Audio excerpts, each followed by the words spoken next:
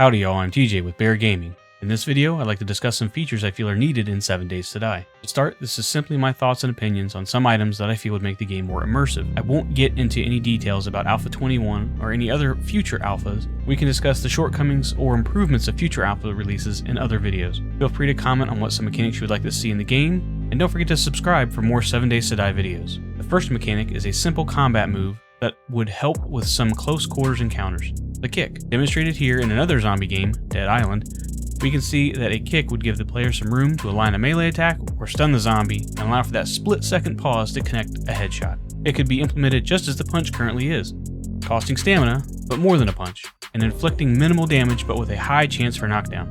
Not something that could easily kill, but just something to get breathing room to reload or change out a worn-out weapon. Second is a similar combat move, but with a focus on firearms. The butt stroke, or pistol whip, a move taught to military personnel around the world when fighting gets close and personal. This maneuver would be a short melee attack, like the one used in Left 4 Dead seen here, that knocks back zombies and inflicts damage. This time costing stamina, a medium amount of weapon durability, and a bit more damage to the zombie depending on the strike location. This again could provide some breathing room for a reload, weapon switch, or simply some time to think when those ferals come running at you in hordes. Third is a feature that was once in 7 Days to Die, food attraction. In past alphas, carrying raw meat would increase the chances of zombies finding you. This makes total sense and can even be built upon. How about not just raw meat but cooked food as well, with more nutritious meals causing more attraction. There can even be a way to avoid detection by carrying canned foods. In the current alpha, as of this video, Alpha 20.6, about half the canned food is nearly useless past the creation of a cooking pot. This mechanic can provide a use for all those non-recipe canned goods and provide a more immersive experience. Fourth would be an increase in weapon variety. We have the basic weaponry covered, but how about some unique weapons with unique properties? The new 5th tier weapons would be more powerful, harder to find, more expensive ammo, and truly bring some late game progression back. Instead of grinding early to extend game length, adding some tier 5 weapons would add length on the back end. This could be a 50 BMG sniper rifle, Barrett style, for rifles, grenade launcher, M32 style, for explosions, minigun, for machine guns, and rearrange the handguns and shotguns with a rebalance to create a 5th tier. Handguns can be put into pipe gun, handgun, dual-wield handguns, magnum, and finally the SMG. The shotguns are nearly there with just a minor tweak needed. A pipe shotgun, double barrel, pump, add a semi-auto shotgun, and finally an actual auto shotgun like the AA-12. This can provide more options and really reward players for those large military POIs in completing the tier 5 trader quests. Fifth is more zombie variation. I have been through the zombie configuration files and there is a way to randomize stats. There are already zombie hit point variations as of Alpha 20. Why not damage variations, model coloring variety? With increased hit points, you would expect an increase in base damage from the zombies. You can even make it match rage mode and increase the zombie damage by a small percentage when in rage mode. Some simple model color variations would lead to an overall look of increased zombie variety and less clone-ish gameplay. I know there are currently, as of Alpha 21, plans to increase zombie variety, which is always a good thing. Sixth is sleep. This may be a bit harder to implement, but with the option to sleep, players who are farther in can speed to Blood Moon hordes. It adds immersion and can provide a means of increased XP gain just like Skyrim's sleep system, or pushed too far cause debuffs that hurt the player if they never do it. Early game, it's another player need that needs to be considered to prevent death. Mid game, it adds XP gains, and late, to either speed up playthrough or to allow failures to prep. The chance of base damage can also be added to make sleep that much more important. Sleep at night, and a wall may be gone, defenses damaged, or zombies inside your base. As always, this kind of change should be an option to set at game start. One of the best parts of 7 Days to Die is how you can customize your world.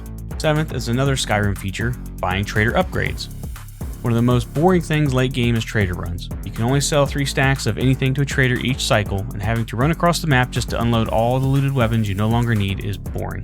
How nice would it be to invest dukes into a trader to increase their quality of goods available to buy and increase the amount they are willing to purchase from the player? Not only that, but as they upgrade with your investment, how about the ability to add other traders to their compound as it grows? Specializing in weapons, meds, food, or tools.